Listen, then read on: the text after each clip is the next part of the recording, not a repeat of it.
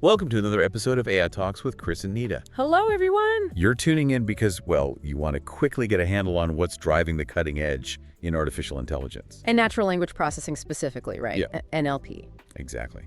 And today, we're going straight to the heart of it. We're looking at the key libraries and frameworks that really make NLP possible. We've been reviewing a discussion, sort of a collection of thoughts around libraries and frameworks for NLP. Yeah. And our mission today, pretty simple. Give you the essential understanding of these really powerful tools. So, where do we start? It seems like Python is just everywhere in this field. Oh, absolutely. It's really become the dominant language. And, the reason is largely its vast collection of specialized libraries. It just makes NLP tasks so much more, efficient. Right. Now, it's probably worth mentioning historically, it was pretty significant, and you still see it in data science, sometimes for NLP. There are libraries like TidyText, Weka, even wrappers like SpaceR. Okay, so R is out there too. Yeah, but for the sheer number and the innovation in NLP-specific tools, Python is definitely where most of the action is. Got it. So Python's the launchpad. And I remember hearing about NLTK early on, the Natural Language Toolkit. Was that one of the first big ones? Exactly. NLTK was definitely one of the pioneers. Think of it as sort of foundational. It gives you these really user-friendly ways to access corpora. Corpora meaning like big text collections. Yeah, exactly. Large text data sets. And also lexical resources, things like WordNet, which is like a big dictionary, plus thesaurus. Okay. And NLTK is great for getting to grips with the basics, classification, tagging words. Part of speech tagging? Yep, that's it. Stemming, which is finding word roots, parsing sentence structure, even some basic semantic reasoning. It's quite broad.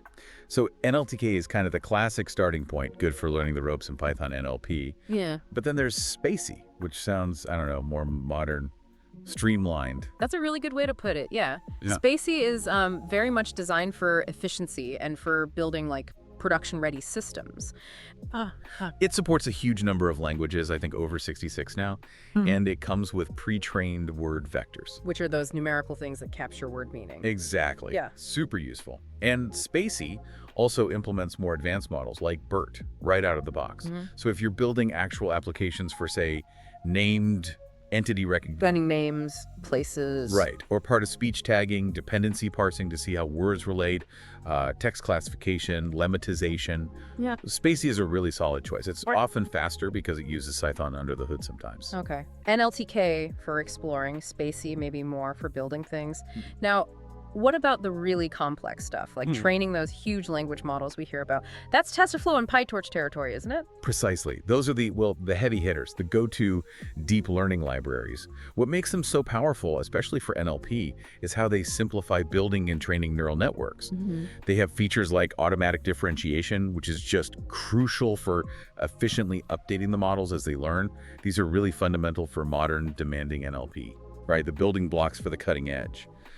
But what if you don't want to build one of those massive models completely from scratch? I hear Hugging Face mentioned a lot. Yeah, Hugging Face is fantastic for that. Think of it as like a central hub, maybe a library of pre-trained models. Okay. They offer open source code, and importantly, the pre-trained weights for hundreds of state-of-the-art models now, well over 135 anyway. And the beauty is how easy they make it to grab these models and then fine-tune them for your specific task. So you leverage the existing power but tweak it. Exactly. It really lowers the barrier to using truly advanced NLP. Their Transformers library is sort of the key piece there. Makes sense. Okay, one more. GenSim. That one seems a bit different, focused on topics. Yeah, GenSim's specialty is more around vector space modeling, turning words and documents into those numerical vectors we mentioned, and topic modeling algorithms. So finding the underlying themes in text. Exactly. Uncovering main topics, finding similar documents based on meaning. It's another really valuable set of tools for text analysis, just a different angle. Wow, okay. So we've got the foundational NLTK, the efficient Spacey, the deep learning powerhouses, TensorFlow and PyTorch, the amazing model hub at Hugging Face, and the analytical GenSim.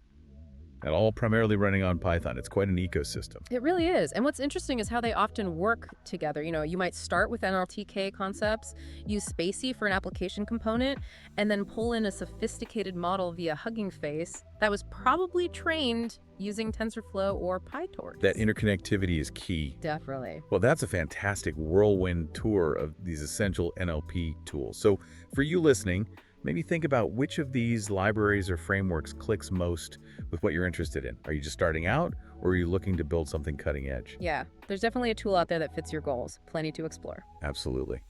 Thanks for diving deep with us today. Thanks for having me. Until next time.